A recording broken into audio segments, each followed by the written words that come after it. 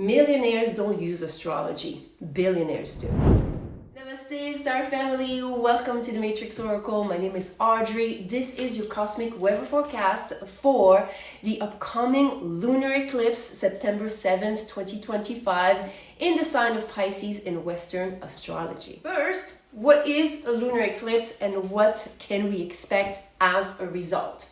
This is when the Earth is going to cast its shadow onto the moon. So the sun, the moon, and the earth in the middle. You can illustrate with you being the earth and having this moment of illumination and a certain aspect of your subconscious mind to be finally illuminated, to be finally eclipsed. What's meant to be illuminated is going to be around how we invest ourselves in relationships, especially because of the presence of Mercury with the Sun and the collective South Node. There is a certain pattern of thought, that leads you to behave and conduct yourself in a certain way in your relationship that is now being illuminated only to be eclipsed, only to be dissolved, alchemized, and integrated. This energy that is being revealed and dissolved is very much connected to your perception of yourself and all the love that you are. Why am I saying this? It's because we have this moon placement in the first house, but also quincunx. You see this green dotted line here that goes to Venus. Venus in those degrees of Leo that are very much about foresight, the balance between the heart and the mind, that inner coherence that allows you to be able to visualize your dream reality. And if it's off balance, because this is off balance, then there is a lower perception of what is available to you. With this lunar eclipse, you're going to want to pay attention to how you invest your energy. Yes, your focus, your time, your attention is a sacred investment. I added Muse Urania, which is the muse of astrology, as she is conjunct to Pluto retrograde.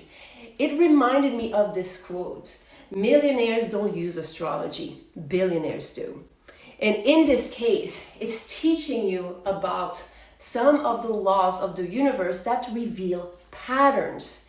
And thanks to you being able to recognize patterns in relationships, in your way of investing your time, your energy, your love, your devotion, you're going to have a greater return on your sacred investment. This lunar eclipse is creating a powerful kite, which is a sacred geometry that involves this grand trine that you're seeing with the moon and the collective north node, Lilith, and Jupiter, with also this additional shield of fate where you have the sun, the collective south node, and Mercury. And this is a sacred geometry that wants to bring a lot of abundance, but it requires you to pay attention to this little point here as far as making sure you pay attention to that sacred investment of yours. What Lilith here suggests being involved in the sacred geometry is a liberation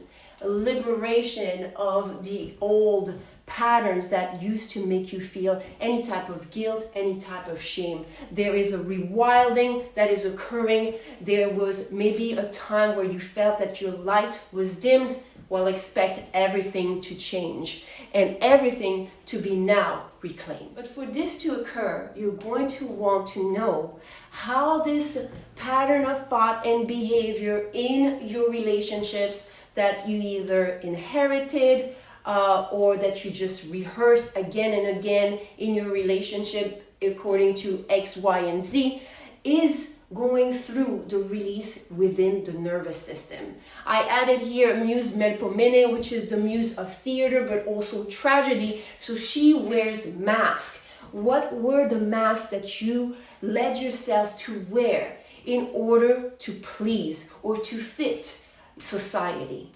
What are those masks, and are you ready to let them fall away?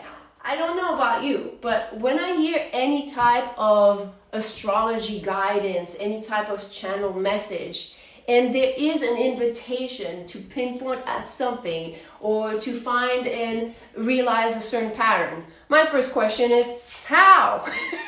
How do I do this? I don't want to wait for the triggers. I want to be proactive. I want to already know the patterns, just like the stock market. I want to be ahead of the curve. And this is where I love to share on this channel some guidelines and energy work, where I usually tend to share with you some frequency music that I have on the channel, a specific mantra, and a specific mudra. Mudra is sign language, mantra is a sacred chant, and the frequency, it's according to what we are channeling here. For this lunar eclipse, my recommendation for the frequency is going to be the one for the solar flares, in that specific frequency that is meant to activate your full potential within your quantum DNA.